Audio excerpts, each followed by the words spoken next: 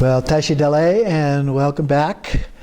We now enter the path of the great perfection. So we've looked at some history, we've talked about the path of individual liberation, the path of altruism or the bodhisattva, and we looked at the path in some detail of Tantra, the initial practices or preliminary practices, the generation stage, the completion stage, and so now we reach the path of great perfection. Now oftentimes the path of great perfection is included as a part of Tantra.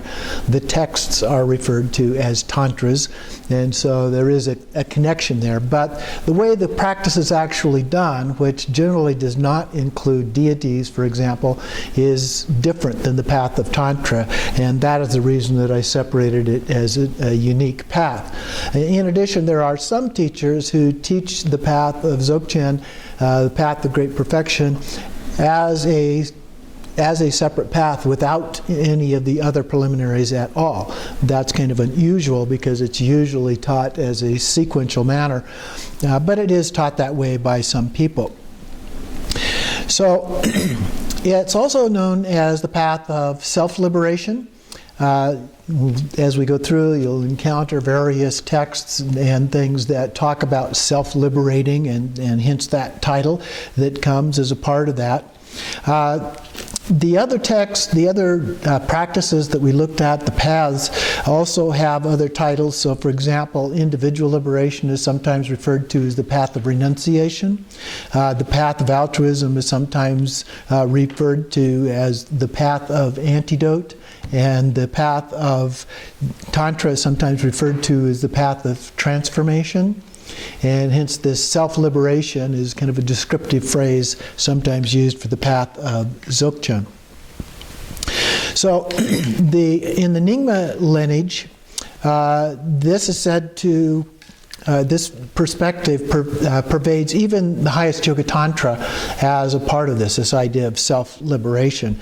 And even the deity practices, there's an element of self-liberation included in those. In the others, the focus is more on transformation as a part of that.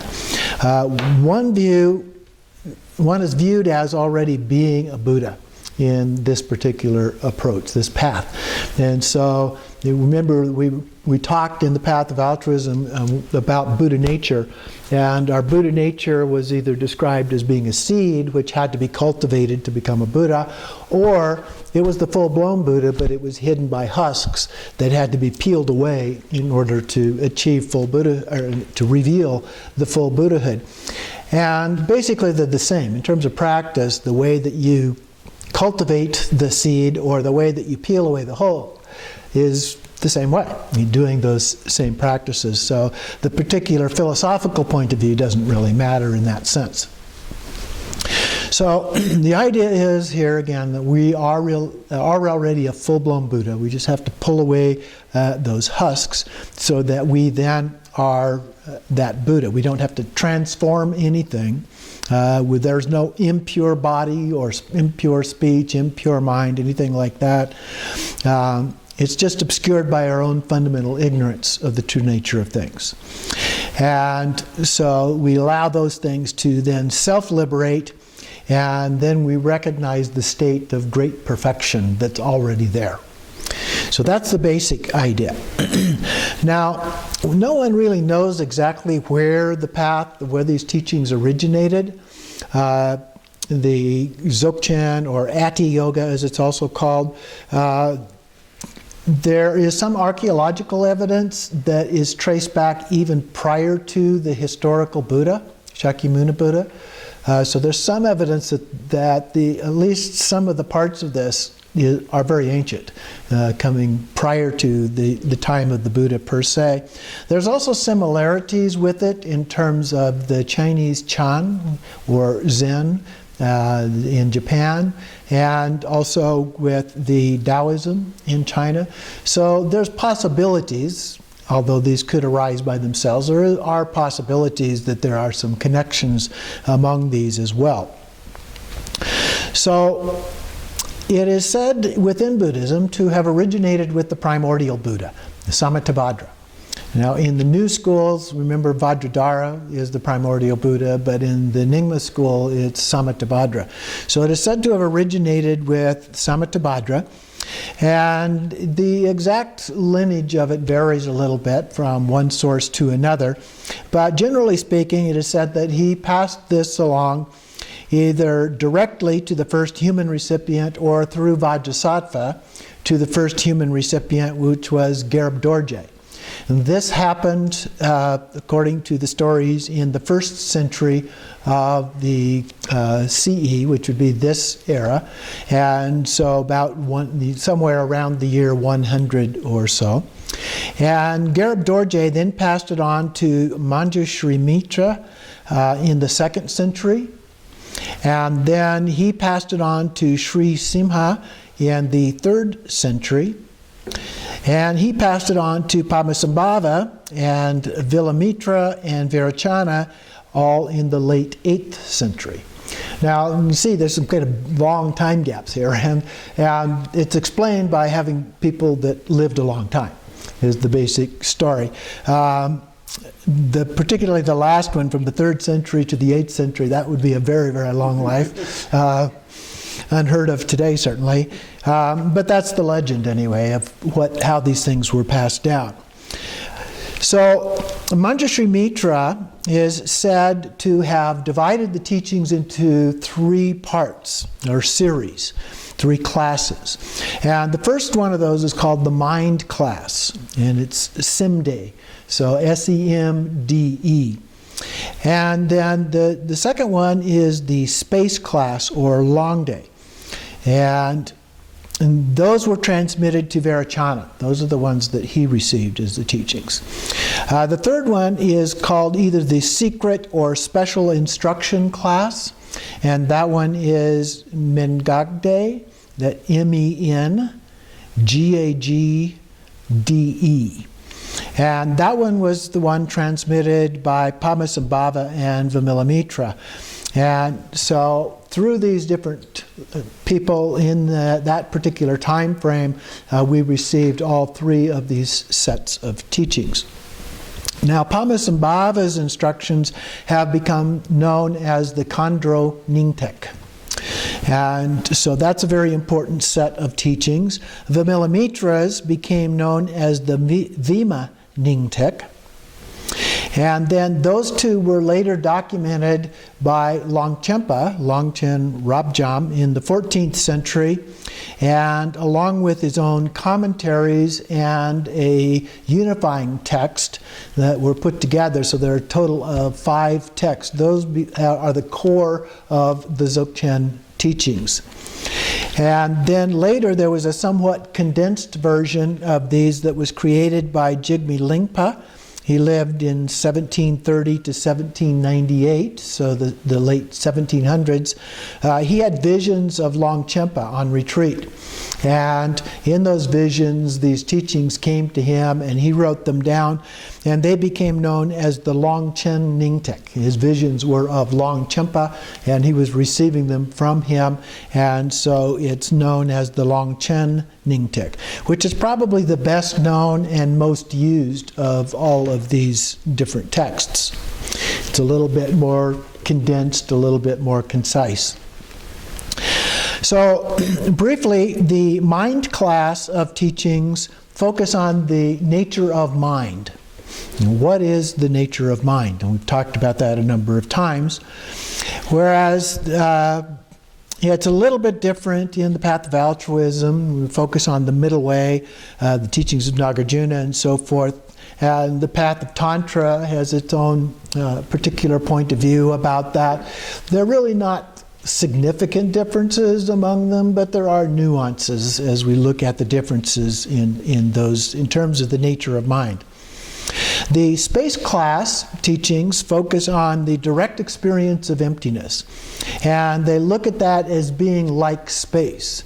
Now, previously we talked about them in terms of being in the paradox, or the fact, the emptiness of the true nature of things, in such that they had no inherent existence, those kinds of things. But here it begins to be more like space, more like a void, if you will, in terms of the experience of that, the direct experience. There's a sense that it's vast and open, there's no center, there's no boundaries, similar to what we would talk about when we talk about space. The special instruction series, or teachings, are divided into two parts, and these are the best known teachings about Dzogchen. These are Trecho and Togal. So these are really the main teachings that are done today, along with some preliminary practices. So we wind up, for the most part, with teachings on the preliminary practices, and then Trecho, and then Togal. Now some reverse the order of those last two, but in general it's taught in that order.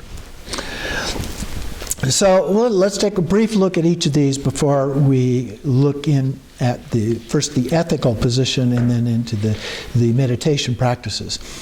So in Korde Rushan, this is the preliminary practices, if you will, for the rest of Dzogchen. Korde Rushan translated as something like separation of samsara from nirvana. So knowing the difference, if you will, between what is samsara and what is nirvana. Now in other places we talk about it as being the same, one and the same, one taste, those kinds of things. But this is from a relative perspective in terms of being able to understand the difference between samsara as a place of suffering and the problems that we encounter with that, and nirvana, having transcended those. And then we can bring them back together as one taste, once we understand that. So we then transcend even these ideas. Okay? So at first we talk about them as being two things that are separate, then we begin to bring them together, and then just transcend them altogether. So that's kind of the path, that's kind of where we're going with this. Now, some teachings, some approaches give these teachings as being preliminary to Trecho. Other teachings give it as being a preliminary to Togal. Some of them divided in two, and so you get some of it as preliminary to Trecho and some of it is preliminary to Togal. And so there are different approaches in terms of exactly how these are taught. What we will do is we're going to do them as one set, as preliminary to both, and because we're doing it previous to both of them, that will serve our purpose in terms of what we're trying to do here. These particular teachings, though, are not included in the natural liberation teachings of Padmasambhava. So there's nothing in there, and so I'm using other sources for this particular material. But they are included in the Khandro Nyingtik, which of course is attributed to Padmasambhava. So it's not like he wasn't familiar with them, didn't teach them, but they're just not in this particular text that we're using primarily for this class.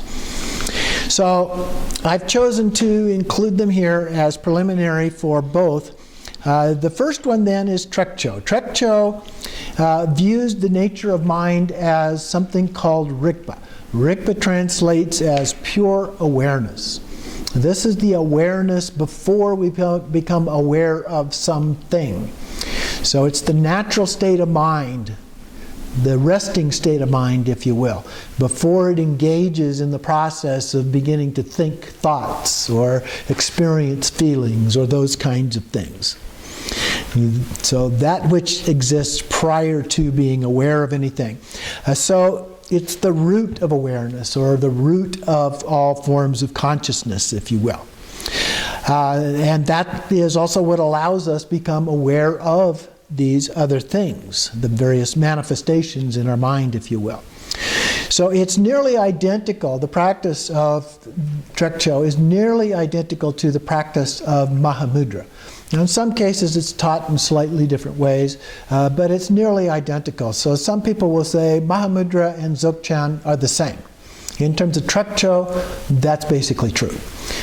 When it gets to Togal, though, there's really nothing in Mahamudra that compares to the Togal teachings. So in that sense, they are very different. So when you hear somebody say that Mahamudra and Dzogchen are the same, what they're really talking about is the Trecho part of that. Other people will say it's also pretty much the same as Madhyamaka, the middle way teachings of Nagarjuna. And when you look at that, that's also true. That idea of it's not a thing, it's not no thing, it's not both, it's not neither.